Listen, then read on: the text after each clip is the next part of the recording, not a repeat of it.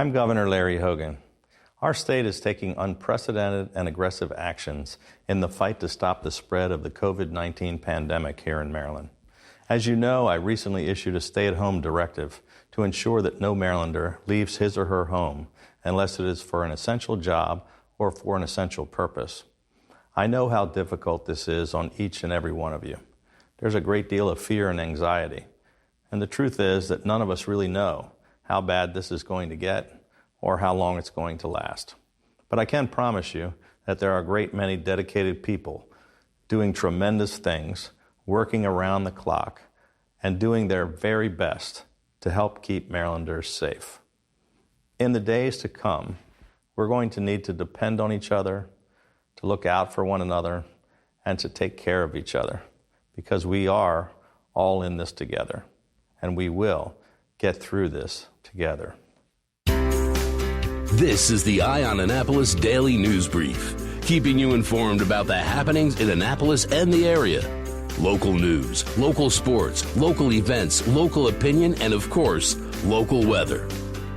The Eye on Annapolis Daily News Brief starts now. Good morning. It's Thursday, April 16th, 2020. This is John Frenaye, and this is your Eye on Annapolis Daily News Brief. Some mornings, I think the only reason I do this daily news brief is just so I can be reminded what day of the week it is and the day of the month. This stay-at-home order has got to go. Some good news. The Annapolis Police Department made an arrest in the April 8th double shooting in Eastport. If you remember, back on April 8th, Anthony Johnson and Jamar Howard were shot, one in the foot and one in the lower body. They were both transported to shock trauma, but neither had life-threatening injuries, which is a good thing. Well, the Annapolis Police Department did arrest an 18-year-old man from Annapolis. He was identified as a suspect, and he was arrested without any incident on April 14th in the unit block of Admiral Cochran Drive. He was charged with 2 counts of attempted second-degree murder and 10 other criminal charges. He's being held at the Jennifer Road Detention Center without bond. Police are asking anybody with any information to give them a call, 410-260-3439. Late Tuesday night, the Anne Arundel County Fire Department responded to Muddy Creek Road near Swamp Circle Road down in West River for a serious vehicle accident. When they arrived, they found it was a head-on accident involving an SUV and a pickup truck. The pickup was on its roof, and the 24-year-old male driver was able to exit the vehicle before the fire department got there. Not the same for the SUV. It came to a rest on a guardrail. The 44-year-old female driver was trapped. It took them about 20 minutes to free her, as well as her 14-year-old daughter, who was a passenger in the vehicle. They were flown by Maryland State Police Medevac to shock trauma, and the driver of the pickup truck, the 24-year-old, was transported by ground ambulance to the University of Maryland Prince George's Hospital Center shock trauma unit there. Yesterday afternoon, Governor Larry Hogan gave an update as to what is going down with the COVID-19 response for the state of Maryland, as well as gave some hints as to when we're going to be opening up. And he also did issue another executive order requiring masks for employees as well as customers of stores. Basically, as far as opening up the state of Maryland again and getting into recovery, he said we need to focus on 4 areas: expanding testing capacity, increasing hospital surge capacity, ramping up supply of PPE, and building a robust contact tracing operation. In the testing, he wants to get it up to be able to do 10,000 tests per day. We have secured an additional 40,000 tests, so we are well on our way there. The hospital surge needs to be up to 6,000 beds, well on our way there as well. And he did say that they're going to put 60 additional response tents set up in Frederick, Jessup, Hagerstown, here in Annapolis, Baltimore, Germantown, and Randallstown. As far as the PPE goes, we need to have enough for everybody. Within the last week, the state has gotten 1 million additional face shields, 1,000 ICU beds, 4.5 million N95 masks, 290 oxygen concentrators, and 252 ventilators. And the contact tracing, and what that is that when somebody is diagnosed with the COVID-19, they get interviewed. They find out who they met, where they went, and then the people go out and they talk to everybody that they may have had close contact with. Currently, we have 250 people conducting contact tracing here statewide, and that needs to get ramped up to at least 1,000 dedicated contact tracers. The executive order did say that you have to wear face coverings when you visit any retail establishment or ride any form of public transportation in the state of Maryland. Businesses must put up appropriate social distancing measures in place, and they also have to require the staff to wear face coverings as well as the customers. He did give us all a few days to ramp up to that. It goes into effect this Saturday at 7 a.m. Now, keep in mind that Anne Arundel County already has a mask requirement in place. Anne Arundel County does take precedence here in Anne Arundel County. This is statewide, though, come Saturday. And in a little bit of a lighter note on the press conference, he recognized Jimmy Belden for the work that he has done. Now, Jimmy, you may not know his name, but you certainly know his face and probably his facial expressions and his hand gestures. He is the certified deaf interpreter for the governor, and he was recognized on National ASL, which is American Sign Language Day, and he was handed a citation. So it was kind of a nice moment there for Jimmy Belden. And last night at 8 o'clock, did you catch it? It was the first of many Tunes of the Town. It's a virtual concert series. It's going to be held nightly through May 2nd at 8 p.m. You can tune into the Annapolis Town Center Facebook page, or you can tune into the Symmetry Creative Agency Facebook page, or the particular artist to see a live concert in your living room. This does all benefit the Annapolis Musicians Fund for Musicians, or AMFM. And Symmetry and the Town Center have each put up $2,500 for a total of $5,000 as a matching gift. So if $5,000 is matched, this could be a $10,000 concert series, which is fantastic. If you missed last night, you missed a good one. That was Jimmy Davies from Jimmy's Chicken Shack. But boy, coming up, it's got a great lineup. You can check it out at the Annapolis Town Center Facebook page. But up tonight is Michael Kay from Pretty Big Deal, then followed by Doug Segree. Larry Lay will be fun on Saturday. Sean Hetrick on Sunday. Alexander Peters is also good on Monday, and it gets better and better. Scribe, PJ and Neil, Mac and Blue, Charles Cavusi, Ray Weaver from Denmark will be here on April 27th. Pete Best and Peterbilt on May 1st. The Befuddlers. Check it all out. A lot of fun. Good way to spend an hour. All right, that does wrap it up for us today for the news. Please make sure you're checking out eyeonannapolis.net throughout the day, because we do update it throughout the day with these stories and more. If you're someplace you can give us a rating or a review, please do that. And make sure your friends and family and colleagues all know how to download a podcast. It is Thursday, so we do have Trevor with your Annapolis Makerspace Maker Minutes coming up. And as we have every day, George Young with your local DMV weather forecast. All of that is coming up right after this quick message from Solar Energy Services. Hello, Marylanders. This is Rick Peters, president of Solar Energy Services in Millersville, Maryland. First, I'd like to recognize Governor Larry Hogan and County Executive Stuart Pittman for their leadership through this pandemic, as we all continue to adjust to new norms in these challenging times. To be sure, we'll come out of this situation with some permanent changes to our way of life, including the possibility of a greater commitment to a more holistic and sustainable lifestyle.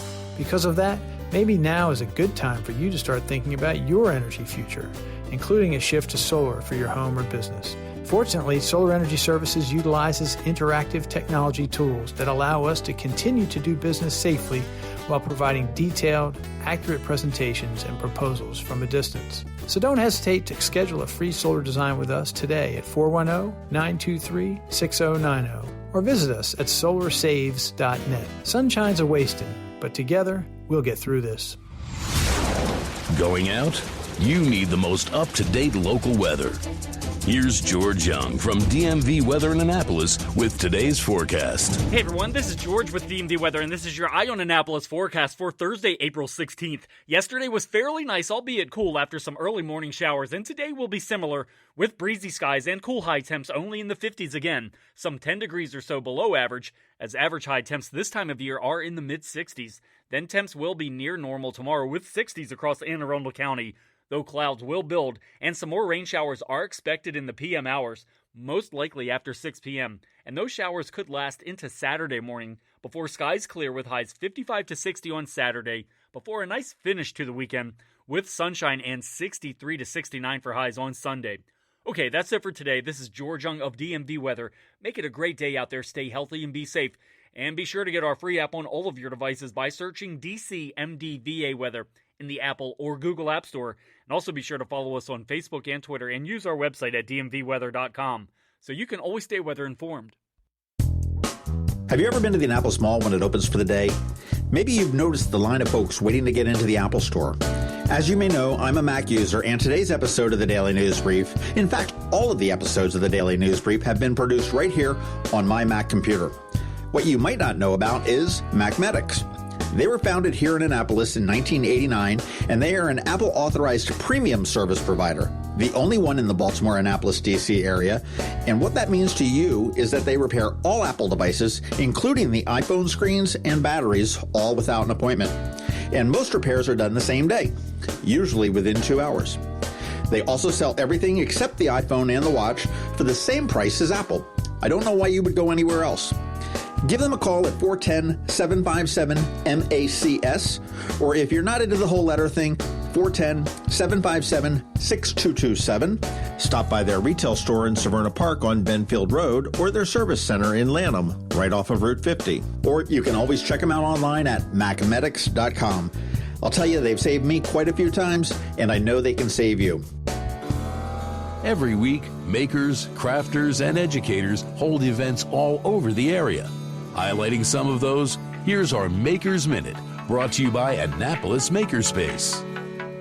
Hey, this is Trevor from Annapolis Makerspace with this week's Maker Minutes. I know we're all still looking for things to do online to keep us engaged in arts and learning, as well as to help us relax a little in these times. Here's some fun stuff going on. The B&O Railroad Museum is having their B&O Junior Junction virtual storytime and activity every Tuesday and Thursday, and previous story times are available to watch as well. Today's is Iggy Peck Architect by Andrea Beatty for suggested grades 2 through 5. Next Tuesday will be All Aboard the Dino Train by Tish Robb for suggested grades K through 5. Each story time includes an activity as well, like building a bridge using household objects, as well as making your own fossils for these two story times. Code Ninjas in Edgewater is offering online mentoring in coding and math for kids Tuesdays through Saturdays. You can sign up online for a time slot. Yaymaker is hosting online virtual family paint and sip parties. You have to come up with your own supplies, but I heard that Art Things is doing a great job providing art supplies to the Annapolis area. Next Tuesday and Wednesday, the Lyrids meteor shower will be hitting peak. If the weather is nice and the skies are clear, it might be a nice night to get out and take a look at the skies. Thanks to the Howard Astronomical League for the reminder. Third Eye Comics is still selling their battle bonds, as well as delivering within 40 minutes of Annapolis and offering in-store personal shoppers. Give them a call if there's any games or comics or any other things that you're looking for that will keep you occupied while we're all locked down. And if you're looking for local streaming music, the Annapolis Streaming Facebook group is still going strong. In addition to all the fun stuff that Annapolis Streaming is showing, I just heard the other day on the Eye on Annapolis Daily News Brief that the Annapolis Town Center, the Symmetry Agency, and AM/FM, the Annapolis Musicians Fund for Musicians, are doing an online streaming concert series with tons of our local favorites, including Jimmy Davies last night, Michael Kay, a Pretty Big Deal tonight, and Doug Segre tomorrow night, just to name a few. In addition to great live streaming music, they'll be matching dollar for dollar every donation made by the end of April, up to $5,000, to help out AM/FM and all the great local musicians put out by the cancellation of gigs and such. Art Farm is still doing their Art Farm Sketch-On, daily drawing challenges, and registration is still open for their summer camps, as well as their virtual classes that have started this week. And check out the virtual classes to see if they have a recorded option, in case you aren't able to attend them live. Maryland Hall is still doing their Pay It Forward to the Arts program, where you purchase a gift card from one of your favorite local restaurants or merchants and donate it to Maryland Hall to be part of a silent auction for their Arts Alive celebration in September. And also check out Maryland Hall's list of summer camps for kids. Anne Arundel County Public Libraries are still doing their online virtual programming, including Facebook Live story times. Today, they're also doing a decluttering workshop, online coaching session. Lynn Gardner, a speaker and coach for the current minimalism movement, will lead an online workshop to teach you tips and get ideas on how to discard and declutter your home or office. Tomorrow, the library system is having another one of their great movies. This time, it's called The Son of Rambo. That's R-A-M-B-O-W. It is related to the action hero, but it's about a couple of kids inspired by the film. You can watch it through the library's Access to Canopy, spelled with a K. And then next Wednesday, they're doing another poetry open mic night online. Pongo's Learning Lab and Coder Kids Club still has a lot of fun stuff going on in their Facebook feed, articles on their blog, and check out their online courses. A bunch of them are free. And at Annapolis Makerspace, we're still working on 3D printing and laser cutting protective gear. We've shifted from making face shields for the OpenWorks initiative up in Baltimore to producing N95 face mask 3D prints for a group organized in Annapolis by Stephen Santa Moore, primarily feeding masks to Anne Arundel Medical Center, but also some other groups. Stephen has done a great job organizing dozens of local schools, businesses, and individuals who have 3D printers to donate to the cause, and we're happy to join in. Next month is our monthly CAD and CAM Fusion 360 workshop. We did the last one online and it seemed to work out pretty well, so this one will be online as well. A link to the conference will be posted the night of. And if you have any questions about the Annapolis Makerspace and Maker Minutes, any of these events, or any questions about the protective gear initiatives going on in the area, especially if you know somebody that needs protective gear, drop me a line at trevor@makeannapolis.org, and we'll try to set you up with the right people. And you can find links to all of these events at the Annapolis Makerspace website at makeannapolis.org. Try to have fun and stay safe. And remember, if you're making art, software, sawdust, or just a mess, chances are you're already a maker. This has been Trevor from Annapolis Makerspace with this week's Maker Minutes.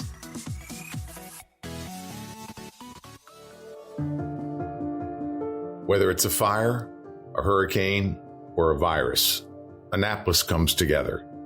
We've done it time and time again, because this is a town that gets it, a town that knows how to lift each other up when the world falls down.